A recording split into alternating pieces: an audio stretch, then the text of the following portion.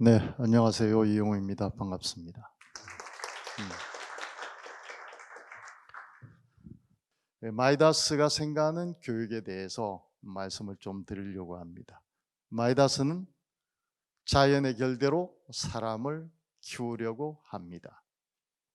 그래서 그 결대로 인생을 꽃피우고 사회의 번영을 도우려고 하는 것이죠.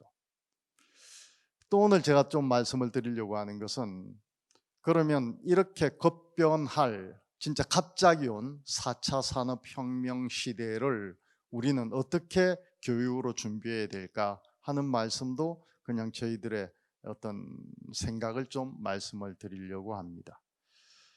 마이다스는 현재 건설 엔지니어링 분야에서 소프트웨어 분야에서는 세계 1위의 시장 점유율을 가지고 있습니다.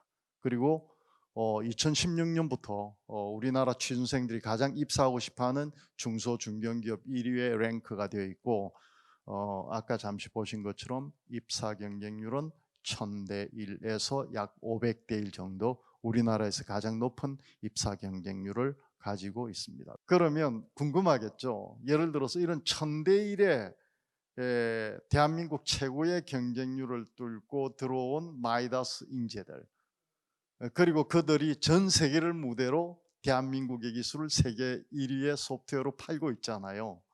그 사람들은 어느 수준의 대학을 나왔을까 궁금하시죠? 네. 마이다스는 노스펙으로 스펙을 보지 않고 뽑았으니, 그러면 결과적으로 스펙과는 어떤 연관이 있을까 또 궁금하죠. 그래서 몇 년 전에 제가 저희 인사팀에 조사를 좀 해주세요라고 했더니, 저희 인사팀에서 2017년 중앙일보 대학평가 기준을 바탕으로 마이다스 IT에 입사한 최근 5년간 입사한 284명을 기준으로 이 조사를 했습니다. 결과는 충격적이었습니다. 저는 적어도 마이다스 IT에 들어와서 전 세계를 무대로 저런 좋은 성과를 내는 인재라면, 적어도 스카이는 뭐 그렇다 하더라도 1위에서 한 10위 안에 출신들이 그래도 50%는 되지 않겠는가 했는데, 그 1그룹 1위에서 10위까지의 1그룹이 25%, 그리고 11위에서 40위까지 구성원들이 전체 구성원 중에 36%. 충격적인 것은 대학 이름도 잘 못 들어본 대학들이 참 많거든요. 40위 미만은. 그분들이 전체의 40% 가까이 되더라라는 것입니다. 더더욱 놀라운 것은 이분들의 인사고과 결과입니다. 이 1그룹 출신들은 25%가 되는 1그룹 출신들은 인사고과 상위에 들어간 분들이 20%로 차라리 줄었고, 그리고 이쪽 40위 미만의 대학의 출신자들이 44%로 더 늘어난 거죠. 왜 이런 현상이 벌어질까요? 우리가 생각하던 상식과는 상당히 다르잖아요. 그죠? 좋은 대학 나오면 좋은 능력을 가졌을 것이라고 생각을 하는데 그렇지 않다라는 거죠. 사실 이러한 비밀은 구글 같은 회사는 이미 그 옛날부터 알고 있었던 내용들이었습니다. 그 구글의 전 인사 담당 부사장이죠. 책임자였죠. 라슬로 보기, 이 왜 구글은 인류 대학 졸업생 채용에 목을 매이지 않는가라는 이 뉴욕 타임즈와의 인터뷰에서 이런 이야기를 합니다. 대부분의 경우 학벌이나 자격증은 업무 능력과 관계가 없더라. 오히려 대학을 나오지 않은 사람들이 훨씬 더 좋은 성과를 내는 경우를 자기들은 많이 봤다, 이런 이야기죠. 물론 구글에도 아주 그 높은 수준이 세계적 수준의 지식을 가진 사람이 필요하기는 합니다. 그러나 그런 경우는 약 10% 정도밖에, 10%의 직무밖에 되지 않고요, 나머지의 대부분은 사실은 학력과 관계가 없더라라는 것이죠. 공공연한 비밀입니다, 이 내용은. 세계에서 가장 저명한 이 경영학술지인 하버드 비즈니스 리뷰에서는 이런 발표도 했죠. 이 영업사원들의 성과의 수준이 그들의 경력과 그들의 교육 수준과 어떤 상관관계가 있는가를 조사를 했더니 전혀 무관하다라는 것입니다. 그 고성과자들의 경우에 신입과 경력 차이는 6개월만 지나면, 그러니까 신입이 6개월이 지난 후부터는 거의 차이가 없더라라는 것이죠. 또 이 고졸이나 대졸도 입사 후에 6개월만 지나면 거의 차이가 없더라라는 것입니다. 일을 잘하는 사람이나 일을 못하는 사람이나, 잘하는 사람이나 못하는 사람이나 경력과 교육 수준에는 관계가 없더라. 왜 그럴까요? 왜 교육과 능력은 큰 상관관계를 가지지 않는 것일까요? 결국 우리 뇌가 어떻게 성과를 만들어내는가를 들여다보면 쉽게 이해할 수 있습니다. 우리 뇌는 기회를 받으면 가치를 판단하고 열정을 발현하고 전략을 모색하고 지속적인 실행을 통해서 성과를 만들어냅니다. 예를 들면 그냥 상사로부터 일을 받았다라고 하면 첫 번째, 나는 이 일을 잘 할 수 있을까? 판단을 합니다. 두 번째는 내가 이 일을 잘했을 때 좋은 성과를 내가 인정을 받을 수 있을까? 세 번째, 나는 이 일을 하는 과정에 주위로부터 도움을 제대로 받을 수 있을까? 그죠? 그 세 가지, 자기 신뢰, 환경 신뢰, 가치 신뢰가 다 해결이 되면 우리는 자연스럽게 열정이 올라옵니다. 그렇죠? 열정이 올라오면 머리를 막 굴리게 되죠. 그때 지식도 활용하고 열심히 해서 성과를 냅니다. 근데 우리의 일생 동안 또 아침부터 저녁까지 우리는 항상 이 네 가지 시스템을 굴리면서 일을 합니다. 우리는 기회가 주어지면 가치 판단을 하고 그게 또 좋으면 그 가치의 크기만큼 열정을 발현하고 전략을 모색하고 실행을 통해서 성과를 냅니다. 그런데 우리가 성과에 가장 중요하다고 생각할 수 있는 한 가지가 빠져 있습니다. 그게 뭘까요? 지식이죠. 사실은 우리는 지식이 대단히 중요한 신주단지처럼 모시고 살고 그걸 배우기 위해서 몇 년을 노력하나요? 엄청나게 노력을 하잖아요. 그런데 지식이 여기는 없습니다. 성과를 만드는 데는. 안 보이지만 숨어 있습니다. 어디 있을까요? 그렇습니다. 전략을 모색을 하는데 지식은 그냥 재료로 사용이 됩니다. 지식 자체가 역량이 아니죠. 그럼 역량은 무엇일까요? 이 네 가지 단계죠. 이 네 가지 단계, 가치를 판단하고 열정을 발현하고 전략을 모색하고 실행을 지속하는 이게 이제 역량이죠. 예, 지식이 직접적인 능력과는 어떤 관계가 있을까? 결국 우리가 필요로 한 것은 능력이잖아요. 역량은 잠재되어 있는 것이고, 그러면 잠재된 역량이 기술을 통해서 지식을 재료로 발현되는 게 능력이죠. 근데 아무리 그가 좋은 지식을 갖고 있다 하더라도 역량이 부실하면 어떨까요? 능력은 부실할 수밖에 없겠죠. 그러면 역량과 지식 중에 무엇이 더 중요할까요? 물론 두 개 다 없으면 0이죠, 뭐. 그죠? 하나라도 부족하면 부실하게 되죠. 근데 무엇이 더 중요할까요? 역량입니다. 지식은 사실 이제 기업에서 지식은 입사하고 한 6개월만 지나면 거의 다 배울 수 있습니다. 그냥 일반적인 상식 수준의 지식만 갖고 있으면 직무를 통해서 OJT를 통해서 충분히 학습을 할 수 있다라는 것이죠. 그래서 능력이 중요한데 능력은 역량 곱하기 이제 지식이다. 그러면 네. 그러면 실제로 우리가 중요하게 생각하고 있는 역량은 여기 말씀드린 것처럼 가치, 판단, 열정, 발행, 전략, 모색, 실행, 지속, 이 네 가지 능력을 우리는 다른 표현으로 하면 긍정성, 적극성, 전략성, 성실성이다라고 이야기를 할 수 있을 겁니다. 그럼 학교에서 이걸 익혀야 되잖아요. 그죠?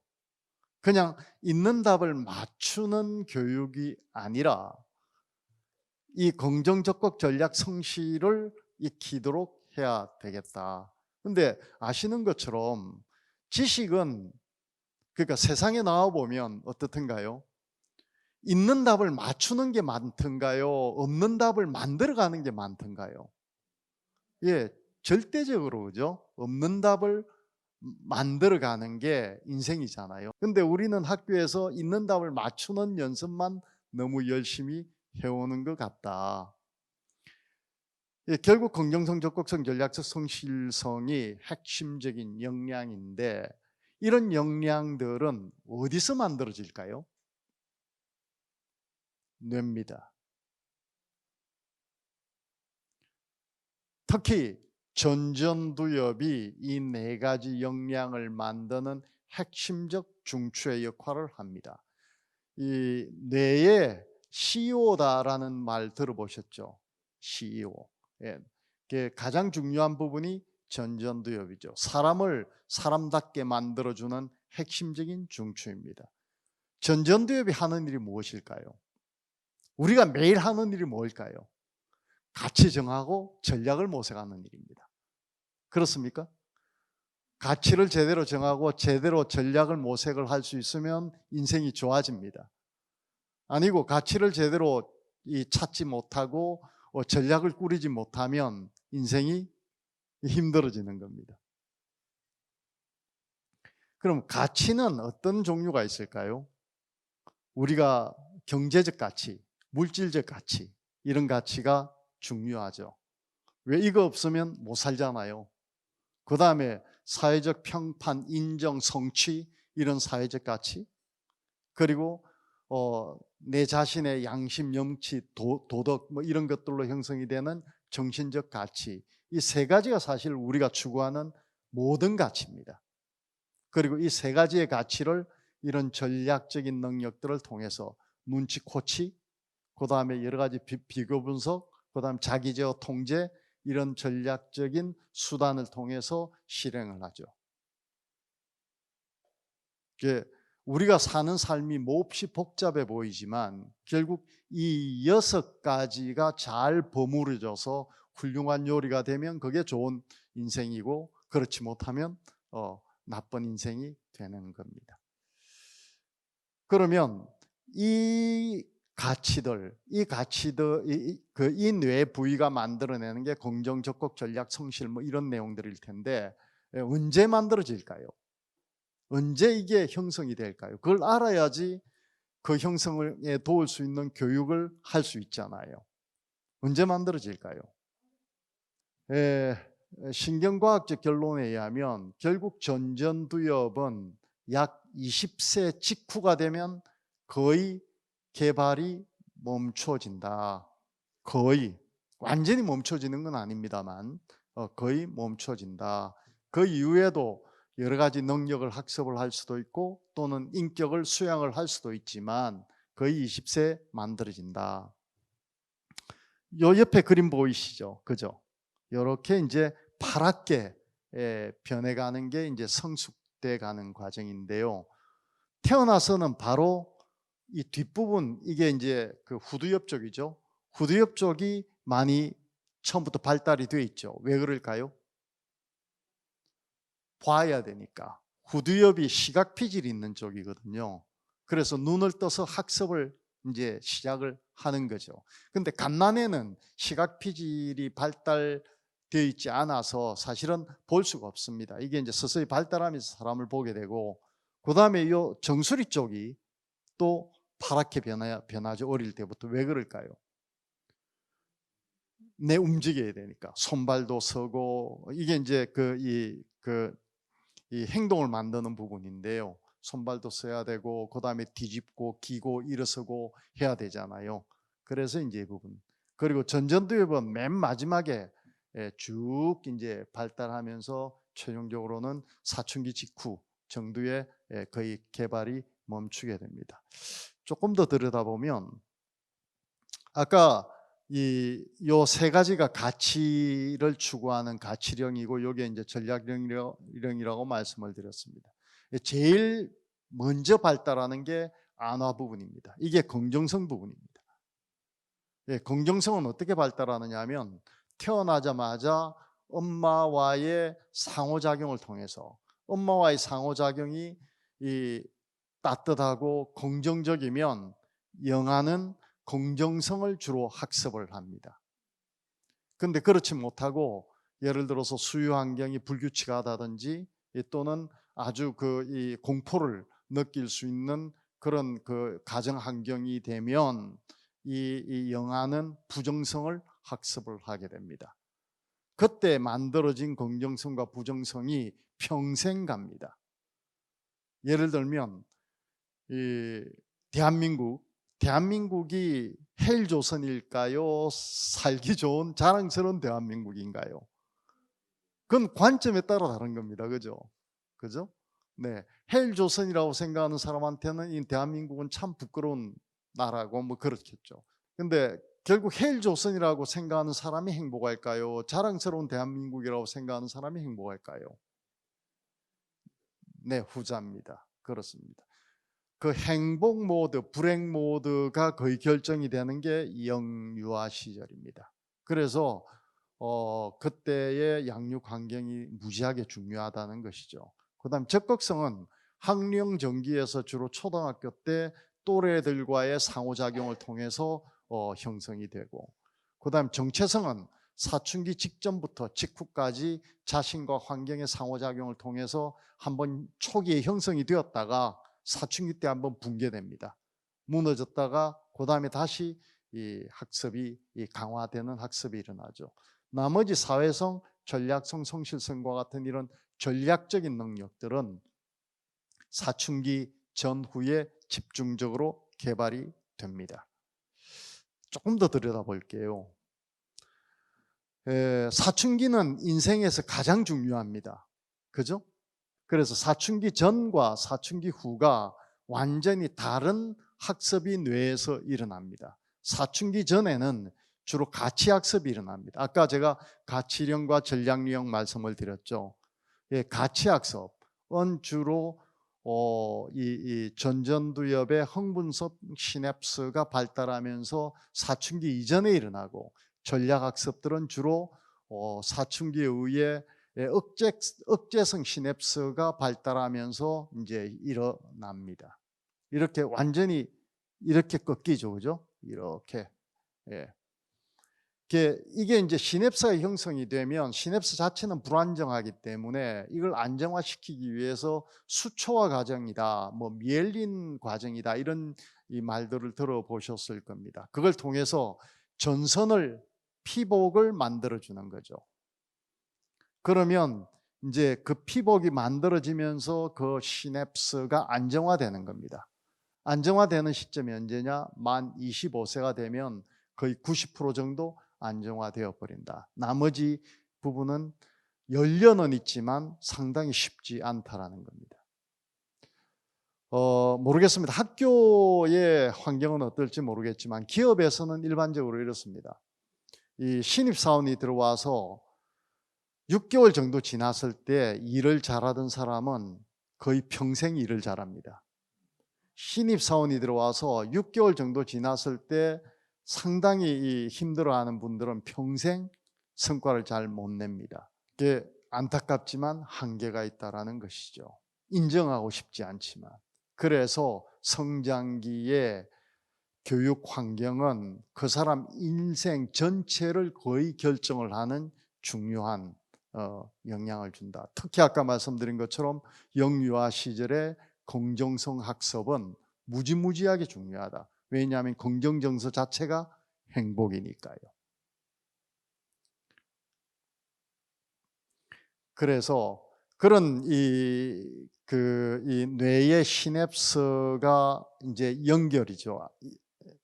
아까 말씀드린 이 코로나도 연결이고 4차 산업혁명도 연결이듯이 세상 모든 것은 연결입니다. 이게 연결이 잘 일어나도록 하려고 하면 결국 세상과의 상호작용을 풍성하게 해주는 게 대단히 중요합니다. 예, 풍성하게 상호작용이 일어난 뇌는 이렇고, 그죠? 부실하죠. 그렇지 못하면. 예를 들면 어떤 경우에 이런 상황이 벌어지는가? 공부만 한 경우입니다.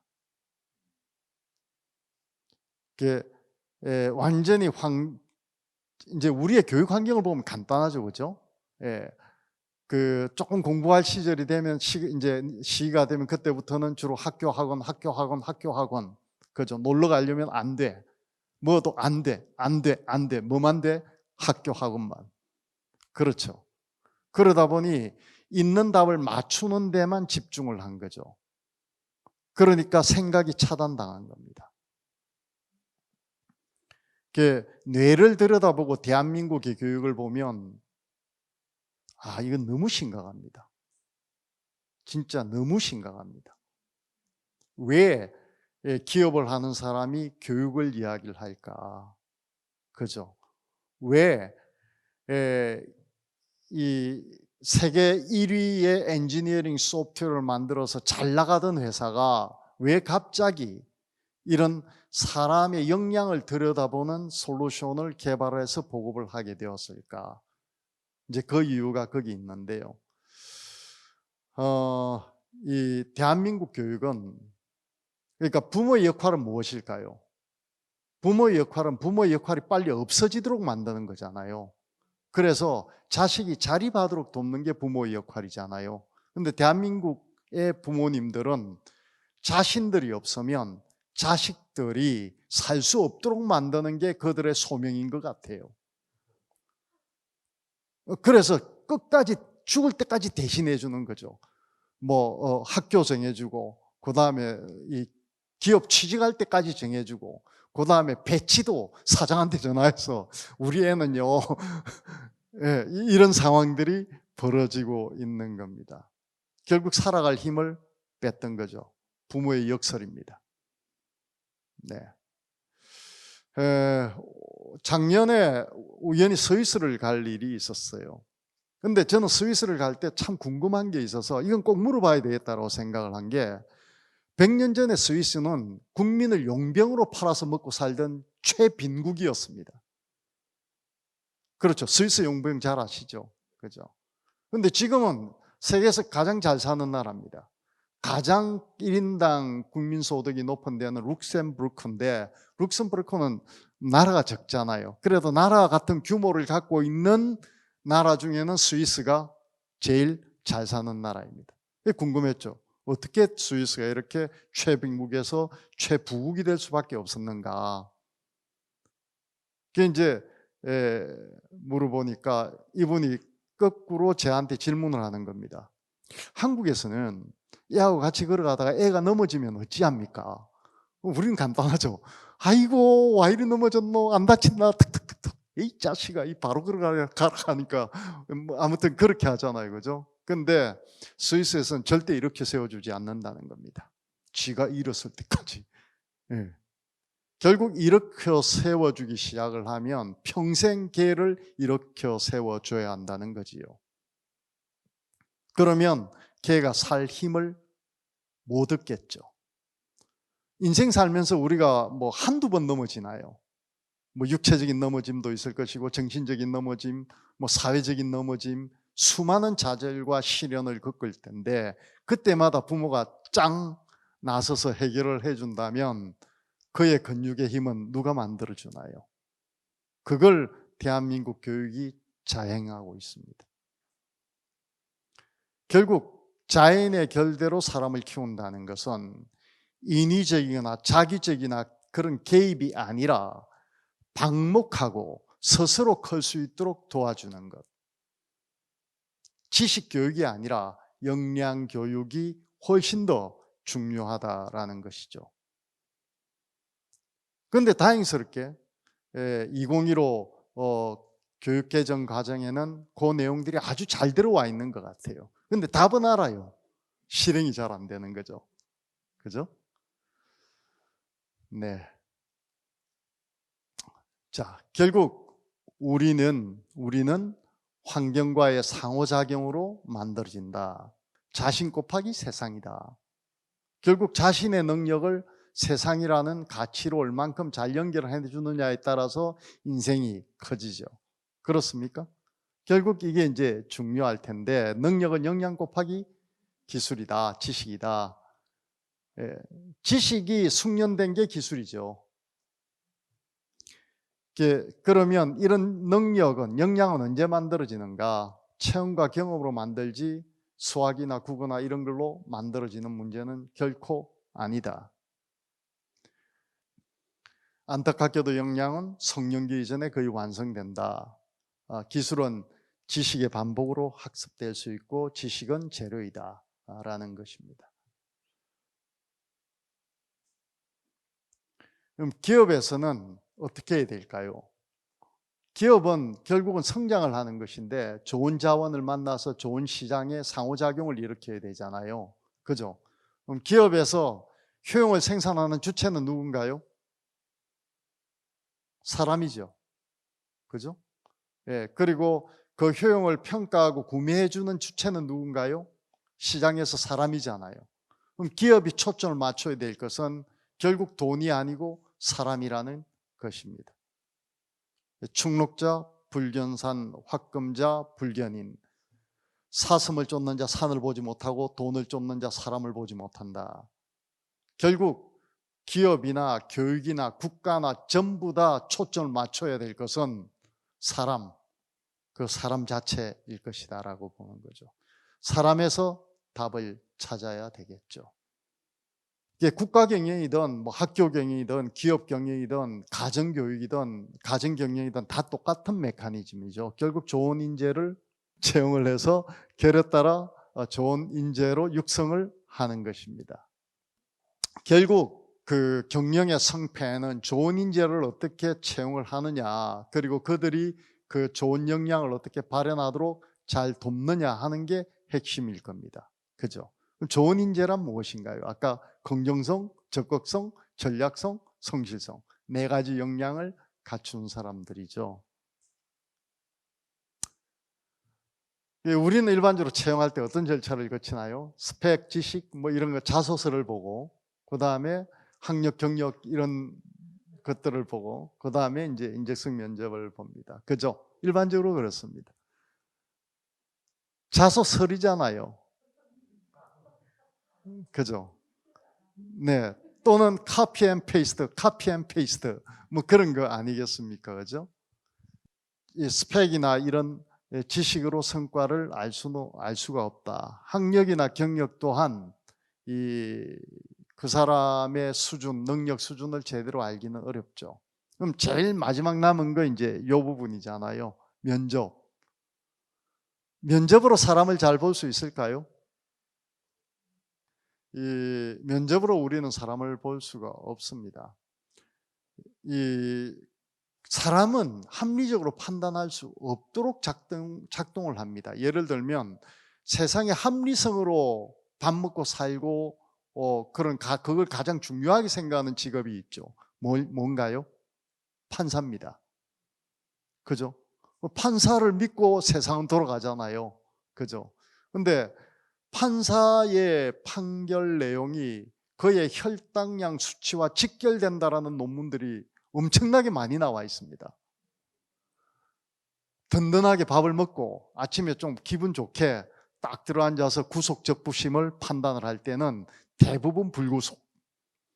그런데 서서히 이제 혈당량이 떨어지기 시작을 하면서 점심 식사 직전에 본 경우는 거의 대부분 구속. 자기가 구속할 거라고 이 무의식에서 결정을 하면 의식이 구속할 이유를 다 만들어 주거든요. 구구절절히. 그렇습니다. 우리의 이성은 그냥 우리의 감정이 결정하는 데 따른 어떤 변호사 시녀의 역할만 하지 이성이 우리의 삶에 중요한 역할을 거의 하지 않습니다. 안타깝게도. 예, 저는 사람 뽑는 것을 목숨을 걸듯이 하는 사람입니다. 저는 취미, 특기, 직업 전부 다가 사람을 키우는 일을 삼고 있는 사람입니다. 그런데 그럼 저는 사람을 잘 볼까요? 사실 지난 20년간 제가 끊임없이 해온 일은 사람에 대한 연구였습니다. 그래서 심리학, 신경과학, 생물학, 분자생물학, 생화학, 물리학을 통해서 인간을 이해하는 쪽으로만 지난 10몇 년을 공부를 해왔고요. 그걸 바탕으로 아까 그런 AI 솔루션을 만들어낸 겁니다. 그런데 그럼 저는 참 사람을 잘 볼 거잖아요. 그렇겠죠? 맞습니다. 아주 훌륭한 해상도로 저는 사람을 볼 줄 압니다. 근데 문제는 저도 그 판사들과 다르지 않다는 거죠. 그냥 선명한 해상도를 가지고는 있지만 제가 어느 날 회색 안경을 딱 끼고 보게 되면 그냥 회색으로만 보는 겁니다. 아주 높은 해상도로. 이해되시나요? 그래서 사람을 잘 뽑기 위해서 가전수단을 동원을 해서 아무튼 이 면접을 봤습니다. 예, 보통은 이 지원자 한 사람의 그 지원자 한 5명의 면접 한 5명 이렇게 다대다로 보거든요. 그런데 저희 회사는 면접관 다수의 지원자 한 사람을 반드시 1시간씩 보고 그것도 부족해서 이 숙박 면접 3박 4일, 2박 3일 이런 면접 보고요. 또 그것도 부족해서 그 면접을 보는데 스파이까지 넣습니다. 무슨 이야기냐면 저희 회사 신입 1년 된 분을 신입 사원인 것처럼 그들하고 같이 생활하도록 넣는 거죠. 그렇게 관찰까지 해봤습니다. 그런데 잘 뽑았을까요? 제가 뽑았을 때는 최종 합격할 때는 진짜 전부 다 S급이나 A급인 훌륭한 직원들일 거라고 생각을 하고 뽑았겠죠. 그죠? 그 인사팀에다가 그럼 내가 그때 SABCD라고 준 분들이 얼마나 실제 인사고과에서 SABCD와 일치하는가를 조사를 해달라고 했더니 15% 맞는 겁니다. 예, 15% 맞고 나머지 다 틀리는 거죠. 예, 인간의 눈이 얼마나 우스운 건지 모르는 겁니다. 예, 우리는 눈 뜨고 사람을 절대 볼 수 없습니다. 왜? 10길 물속은 알아도 한 길 사람 속은 알 수 없잖아요. 그죠? 왜 그럴까요? 빙산이죠. 그죠? 우리가 눈으로 볼 수 있는 것은 빙산 위에 나와 있는 부분이잖아요. 근데 실은 밑에 부분이 훨씬 더 크고 또 빙산 밑에 부분이 있어야지 위에 부분이 물 위로 나올 수가 있겠죠. 그런데 이건 무의식에서 작동한다는 겁니다. 그러니까 그 지원자의 무의식 속을 들여다볼 수가 없고 또 판단하는 나의 무의식을 내가 알 수 없으므로 말 그대로 무의식이니까요. 알 수 없으므로 제대로 판단을 하기가 어렵다라는 것입니다. 결국 우리는 의식적으로 작동이 되는 것 같지만 우리의 존재의 거의 모든 것을 디파인하는 것은 무의식입니다. 의식의 역할은 다른 데 있습니다. 우리가 보는 것은 현상이나 눈이 조금 좋은 분들은 경향 정도 봅니다. 그러나 그 경향을 만드는 건 속성이고 속성은 이치에 따라 일어나죠. 예를 들면 봄, 여름, 가을, 겨울의 본질은 무엇일까요? 봄, 여름, 가을, 겨울이라는 현상은 사계절 변화라는 경향의 한 단면이잖아요. 그죠? 이 경향은 무엇으로부터 비롯되나요? 지구 자전축의 23.5도의 기울기와 지구 공전 현상 때문입니다. 그게 속성이죠. 그죠? 네.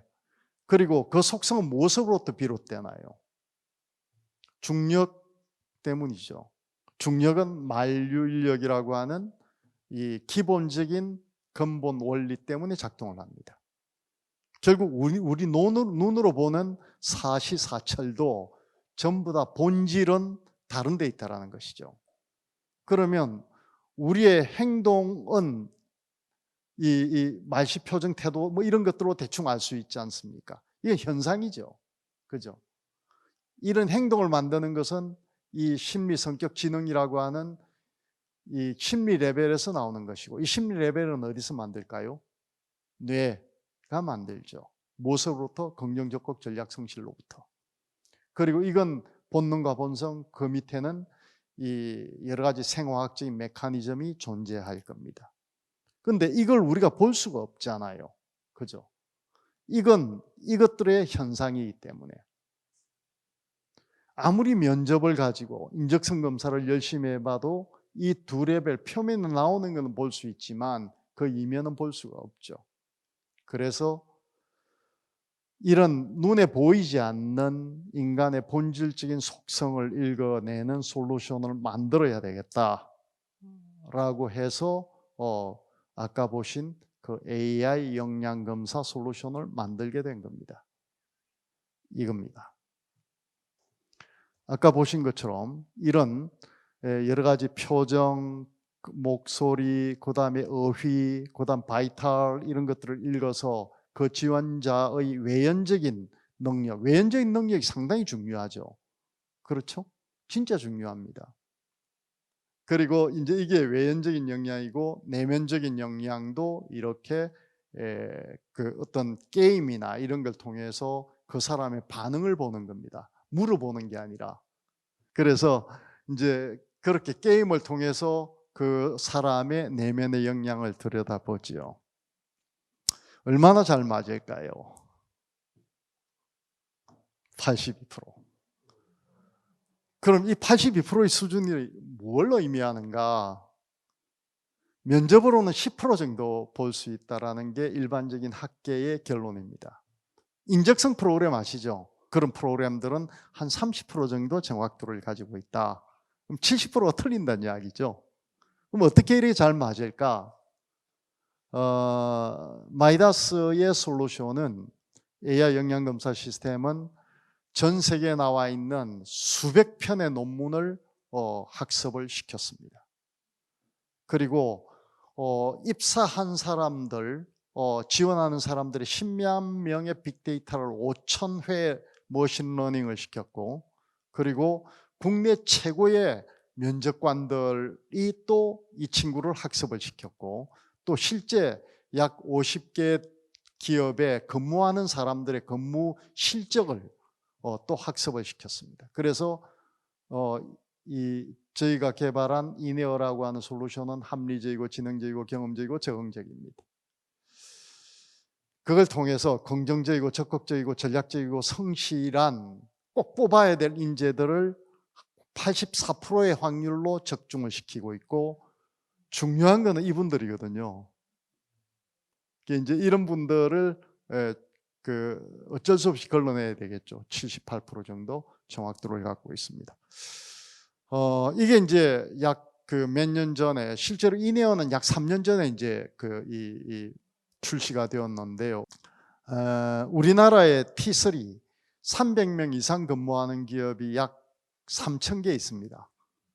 그 중에 지금 약 1,000개사가 이 솔루션을 쓰고 있습니다. 주요한 기업들은 거의 다 쓰고 있고, 올 하반기 내년도에 또 많은 기업들이 늘어나겠죠. 자, 이제 고민이 많았을 겁니다. 사춘기가 곧 지나가는 25세 전후의 인간의 역량은 거의 끝나버린다? 그러면 그들의 인생은 거의 끝난 것인가? 그죠? 그러면 더 이상 그들에게는 기회와 희망이 없는 것인가? 아닙니다. 이 식을 자세히 들여다보면 답이 보입니다. 이 친구는 거의 결정적이죠. 그죠? 긍정성, 적극성, 전략성, 성실성. 그런데 이 친구는 끊임없이 학습이 됩니다. 그래서 이 친구를 이제 잘 활용을 할 필요가 있죠. 그런데 그보다 더 중요한 게 있습니다. 이게 결정은 되어 있는데요. 이게 범위로 결정이 되어 있다는 겁니다. 예를 들어서 긍정적인 사람이 항상 긍정적인가요? 그죠? 그냥 재수 없이 생각하고 있는 팀장이 주말에 등산 가자 하는데 적극성이 올라올까요? 긍정성이 안 올라오죠. 그죠? 이해되시나요? 이게 스펙트럼으로 퍼져 있다라는 겁니다. 어느 누구든지 아주 적극적인 부분과 아주 소극적인 부분, 긍정적인, 부정적인 부분 다 갖고 있다라는 거죠. 그런데 어떨 때 이 사람이 부정적이고 어떨 때 긍정적일까? 환경의 자극에 따라 달라지죠. 우리가 10의 역량을 갖고 있는 사람이 항상 10을 쓰고 살까요? 아닙니다. 이 연구에 의하면 약 30%만 선다고 합니다. 그래서 대충 이렇다는 거죠. 이런 30%밖에 활성화되지 않는 사람을 70% 활성화시킬 수 있다면 이거 엄청난 거 아닙니까? 아무것도 아닌 것 같죠? 아닙니다. GDP 1%를 올리는 게 얼마나 힘든 건지 여러분들 아시잖아요. 그죠? GDP 1%를 올리려고 하면 진짜 힘든 것처럼 보이지만 그리 힘들지 않습니다. 대한민국 모든 기업이 생산성 1%만 올라가면 GDP 1% 올라갑니다. 그러면 예를 들어서 7로 올라간다라면 엄청나게 올라가는 겁니다. 그죠? 물론 이 활성화가 2배 된다고 해서 생산성이 바로 2배가 되는 건 아닙니다만 몹시 중요하다라는 겁니다. 어떻게 만들어내는가? 결국 환경을 이렇게 조성을 하는 거죠. 신뢰 구축, 열정 발현, 전략 코칭을 할 수 있도록 긍정 기회 위임의 상황을 만들어주면 보통 자기 10의 역량을 가진 사람이 3밖에 안 설 거를 7만큼 설 수 있도록 환경이 만들어주면 7만큼 된다라는 것이죠. 이게 이제 역량을 아까 능력은 역량 곱하기 기술 지식이라고 말씀드렸죠. 역량 자체가 거의 결정이 되어 있지만 이런 겁니다. 그 사람이 맥시멈 7을 발현할 수 있지 5를 발현할 수 있지 10을 발현할 수 있을지는 이미 성장 과정이 결정이 난다는 겁니다. 그러나 그 사람이 가진 역량을 그 사람이 항상 다 쓰지 않기 때문에 자신의 노력, 긍정적으로 생각하려고 노력이나 이런 걸 통해서 더 잘할 수 있다는 거죠. 예를 들어서 10을 가진 사람이 3을 쓰는 거와 5를 가진 사람이 4를 쓴다면 어찌 될까요? 5를 가진 사람이 4를 쓰게 되면 훨씬 더 좋은 기회를 많이 받고 좋은 성장을 해낼 수 있다는 겁니다. 그러면 그런 것은 무엇일까요? 긍정적인 피드백입니다. 긍정적인 피드백입니다.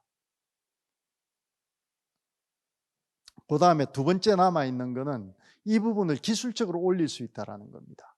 예를 들면 긍정성이나 전략성 같은 경우를 역량 자체는 개발할 수 없지만 기술을 강화시킬 수 있다는 겁니다. 의지적인 개입이나 노력을 통해서. 그런 걸 이제 저희들은 기술 강화라고 이야기를 하죠. 이렇게 보유 역량을 최대한 발현할 수 있도록 돕고 또 더 나은 능력으로 이렇게 기술적으로 강화할 수 있도록 돕는, 그게 제가 하는 일이고 저희 회사가 하는 일입니다. 그 말고는 하질 않습니다. 그래서 그분들에게 전 세계를 무대로 훨씬 더 그 인생이 좋아질 수 있는 기회를 주고 더 멋진 성장을 돕고, 그래서 그가 좋은 인생을 살 수 있도록 돕는 게 마이다스가 하는 일입니다. 이제 4차 산업혁명 이야기를 좀 하려고 합니다. 관심들이 많잖아요. 4차 산업혁명이 무엇일까요? 4차 산업혁명을 제대로 알아야지 4차 산업혁명을 다룰 수가 있겠죠. 그래야지 우리는 4차 산업혁명을 위기가 아닌 말씀하신 것처럼 기회로 만들 수 있을 겁니다. 산업이란 경제현상, 그죠? 경제의 핵심은 뭔가요? 수요와 공급, 그런가요? 수요는 욕망이 만들고 공급은 기술이 하죠. 그죠? 그러면 산업혁명이라고 하는 것은 공급과 수요, 엄청난 변혁적인 그런 변화가 일어나는 현상을 우리는 산업혁명이라고 할 수 있을 겁니다. 근데 산업을 들여다보면 산업은 인간의 역량을 대체하는 쪽으로만 일어납니다. 그럼 인간의 역량은 무엇일까요? 인간의 구성은 몸과 정신으로 되어 있죠. 그죠? 그럼 몸의 역할은 무엇일까요? 아까 물질 대사, 에너지를 생산하고 에너지를 사용하는 게 몸의 역할이고, 정신의 역할은 무엇일까요? 데이터를 받아들이고 데이터를 처리하는 일을 합니다. 맞나요? 예, 그 몸의 두 가지 역할, 정신이 두 가지 역할, 그 네 가지만 하는 겁니다. 이 육신의 두 가지 역할과 정신의 두 가지 역할이 다른 기술로 대체되는 현상, 그것 때문에 세상에 급변한 영향을 주는 그것이 산업혁명입니다. 이해되시나요? 자, 그럼 봅시다. 1차 산업혁명은 가장 중요한 게 육신의 에너지를 생산하는 거잖아요. 에너지 생산을 육신 말고 다른 기술로, 기계로 대체한 게 1차 산업혁명입니다. 네. 그 다음에 2차 산업혁명은 이 생산혁명이라고 이야기를 하는데요. 모터나 이런 것으로 자동화 시스템을 만든 겁니다. 그게 이 몸이 하는 일이잖아요. 뭔가 생산하고 처리하는 일이죠. 그럼 3차 산업혁명은 무엇일까요? 이거는 이제 몸 5개, 2개. 그럼 정신 2개가 남아있죠. 정신이 하는 일은 정수를 기준으로 뒤쪽은 데이터를 받아들이는 일을 하고 그 앞쪽은 데이터를 처리하는 일, 전전두엽이 하는 일입니다. 이해되시나요? 그러면 이제 먼저 뒤쪽부터 시작이 돼야 될 텐데 데이터를 받아들여야 되죠. 데이터를 받아들이려면 어떻게 해야 되나요? 데이터를 연결시키는 선이 있어야 되죠. 그게 인터넷입니다. 그리고 연결되어서 얻어진 데이터를 저장을 해야 되겠죠. 그게 컴퓨터입니다. 그래서 인터넷과 컴퓨터가 만든 정보혁명이 제3차 산업혁명인 겁니다. 나머지 남은 게 뭔가요? 처리하는 일이죠. 처리하는 일은 전전두엽. 이 기능을 AI가 대체한 겁니다. 그래서 4차 산업혁명의 핵심은 AI가 만들어가는 혁명입니다. 그래서 이세돌 이런 이야기 할 때만 하더라도 또는 모바일, 빅데이터, 클라우드 이런 이야기 할 때만 하더라도 AI가 그리 전면에 나오진 않았어요. 그러나 지금은 AI가 가장 핵심적인 기술로 나와 있잖아요. 그렇습니다. 결국 4차 산업혁명이라고 하는 것은 인공지능 관련 기술을 통해서 사회가 그 변혁적으로 변화를 일으키는 현상이다라고 정의를 내릴 수 있을 겁니다. 우리의 관심은 그래서 세상 일자리가 어떻게 바뀌는데, 그죠? 일자리는 무엇이 만든다? 기술이 만든다. 그러면 앞으로 어떻게 바뀔까? 이렇게 바뀔 겁니다. 다양화, 전문화, 진흥화, 개인화. 그럼 사라질 직업은 어떤 것들일까? 단순 노동, 정보 수집, 계산, 지식 산업. 그리고 증가할 직업들은 복합 노동이나 감정 산업이나 개성 문화 표현 산업 이런 것들이겠죠. 예, 훨씬 더 사라질 직업보다 생겨날 직업이 많습니다. 그러므로 미래는 기회입니다. 아까 말씀하신 것처럼. 단 기회를 어떻게 우리가 만들어 가느냐가 중요하겠죠. 그럼 이런 상황에서 우리 교육은 어떻게 돼야 될까요? 이제 또 이 부분을 잘 들으셔야 됩니다. 미래 세상은 소프트웨어 중심 사회로 바뀝니다. 이제 하드웨어 시대가 아니라 소프트웨어 시대로 바뀐다는 것이죠.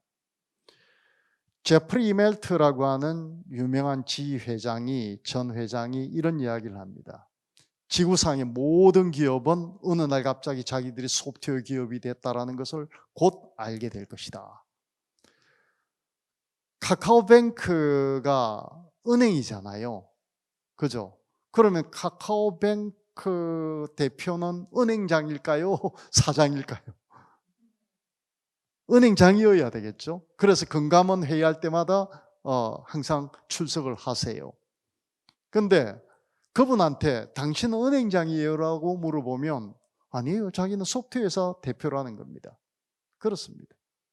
80%가 소프트웨어 개발하는 사람들입니다. 네, 마이다스 IT도 그렇고 앞으로 현대 자동차도 소프트웨어 회사로 바뀔 겁니다.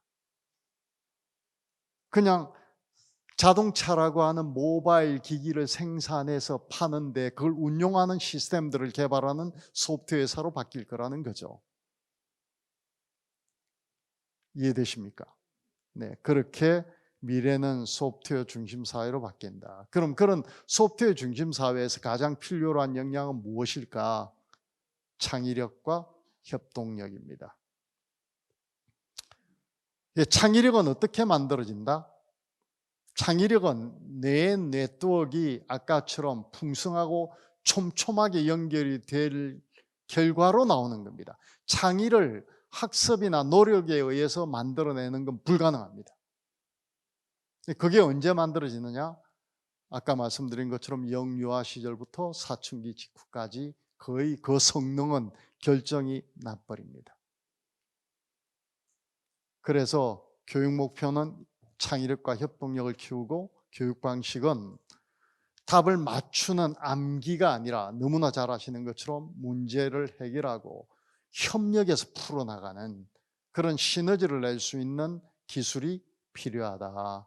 그리고 교육 형식은 비정규적으로 변할 수밖에 없겠죠. 맞춤형으로 될 수밖에 없을 겁니다. 오프라인 학교가 아니라 이제 온라인에서 필요한 지식을 그냥 획득을 하는, 구매하는 형식으로 바뀔 것입니다. 안 바뀌면 어찌 되냐? 그만큼 우리의 미래가 늦어지겠죠. 그럼 바람직한 협동력과 창의력을 길러주는 방식은 무엇일까? 아마 이것 다 잘 아시는 내용들일 겁니다. 플립러닝, 프로그램 베이스드 PBL이나 질문 기반 학습이나 여러 가지 협동 학습, 이런 프로젝트 팀을 구성하고 자기 주도 학습을 시키고 협력 기반의 학습을 시키고 이런 성과를 공유하고 자기를 성찰하고 제어하도록 도와주는 이런 학습. 이게 결국 아까 그 전전두엽 6개 영역을 강화시키는 학습법인 것이죠. 이미 잘 아시는 것처럼, 그죠? 에콜 42, 미네르바 스쿨 진행 중입니다. 그죠? 특히 유럽 같은 경우는 거의 다 바뀌었죠. 근데 우리는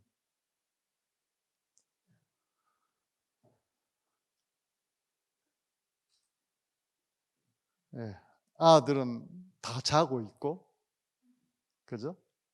예. 뭘 해야 될지 그냥 박제된 지식만 머릿속에 우겨 넣는 작업들을 학교 학원, 그죠? 그래서 아들은 어디로 가야 될지 모르고 방황하고 있습니다. 그리고 학교는 방치하고 있죠. 그리고 부모는 자식을 자식으로 키우는 게 아니라 애완용으로 키우고 있습니다. 사육하고 있는 거죠. 그게 예를 들어서 마블링 좋은 소를 가둬놓고 사육하는 거와 지금 자식을 키우는 거와 무엇이 다를까요? 학교 학원. 머리는 아까 뇌가 그리 숭숭숭숭 비어있도록 만드는 교육을 자행하고 있고, 그리고 사회는 그걸 방관하고 있습니다. 요것 때문이죠. 그래서 우리 애들을 만민에 의한 만인의 투쟁의 장으로 밀어내고 있고, 그리고 이겨야 산다라고 하는 왜곡된 경쟁 심리를 우리는 강요하고 있고 이런 상황인 거죠. 이게 교육일까요?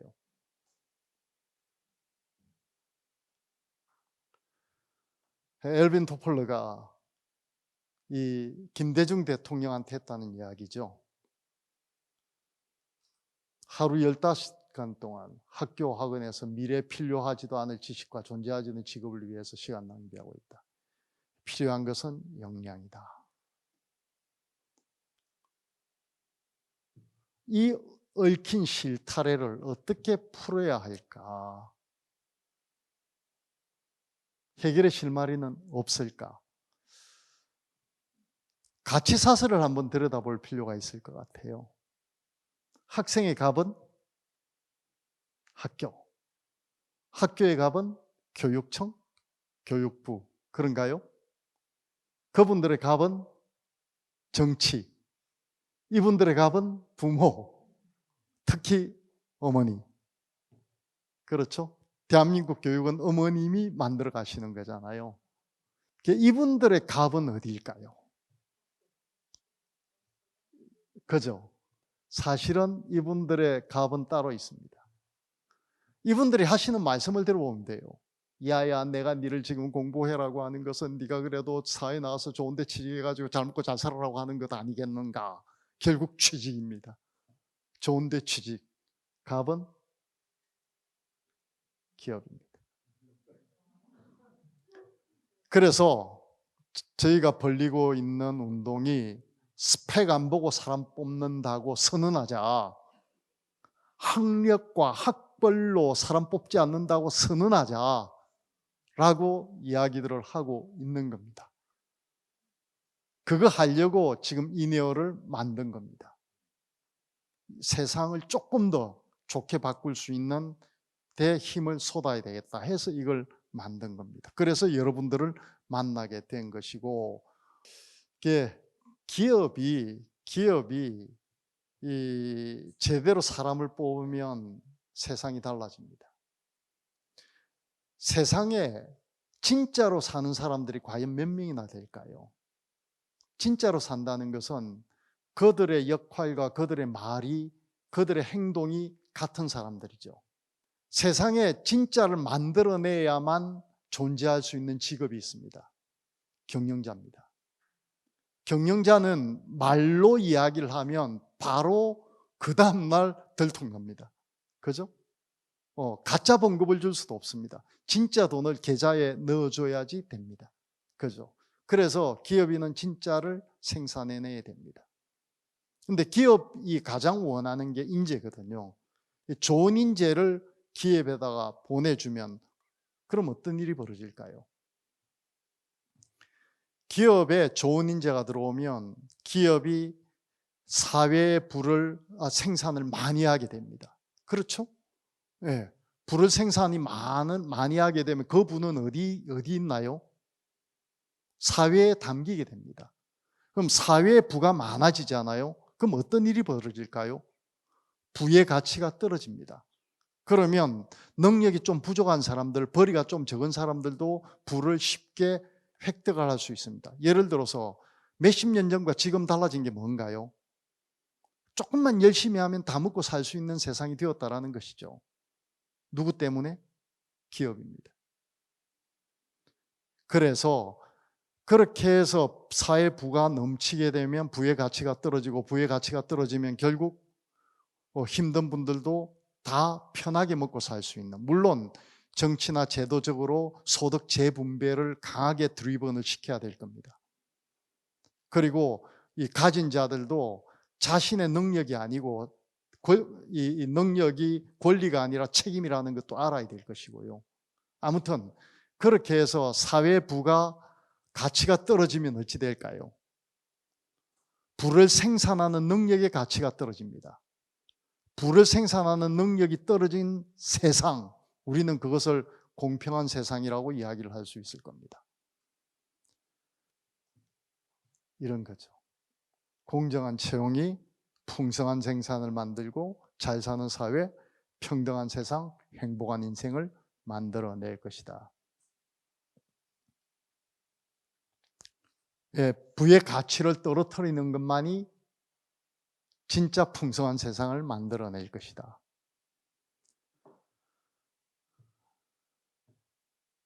그런 세상을 열어가기 위해서 우리는 어떤 교육을 해야 될까? 개나리는 개나리대로, 진달래는 진달래대로 가장 예쁘고 아름답게 필 수 있도록 인위적이고 자기적이고 그냥 가공하는 이런 교육이 아니라 원래 인간 본연에 가지고 있는 그 결들이 잘 드러나도록 돕는 것, 그것이 저는 교육이라고 생각을 합니다. 예, 4차 산업혁명 시대 이미 이제 왔습니다. 우리는 그 시대 초입을 지나고 있죠. 이런 이 불확실성이 가득 찬 시대, 4차 산업혁명하면 초생산, 초연결, 초통합이라고 하는 그런 진짜 초초초 3초의 세상이 열리는 거죠. 그런 불확실성이 가득 찬 세상에서 우리는 어떻게 해야 될까요? 경영의 구린 피터 드러커는 아주 지혜로운 정답을 우리에게 던져주고 있습니다. 미래는 예측하는 것이 아니라 미래는 만들어가는 것이다. 어떻게 만들어가야 될까요? 우리가 가진 결을 잘 드러나도록 그런 교육으로 만들어간다. 우리의 결이 뭔가요? 우리는 생물이고 동물이고 인간이다. 그러므로 우리는 잘 살고 잘하고 잘 크고 싶어 하죠. 이미 그렇게 하고 싶어 하는 그것이 잘 드러나도록 환경만 제공을 해주면 되겠다. 그죠?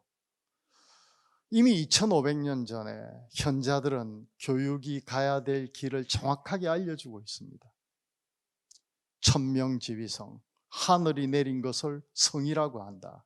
솔성지위도 그 성을 따르도록 하는 것이 도라 한다. 수도지위요. 그 도를 닦는 것을 교육이라고 한다. 그죠? 그런 걸 통해서 아까 말씀드린 것처럼 진달래는 진달래대로, 개나리는 개나리대로 가장 예쁘고 아름답게 필 수 있는 그런 교육이 되었으면 하는 바람으로 그냥 무식한 이야기들을 여러분들께 전했습니다. 감사합니다.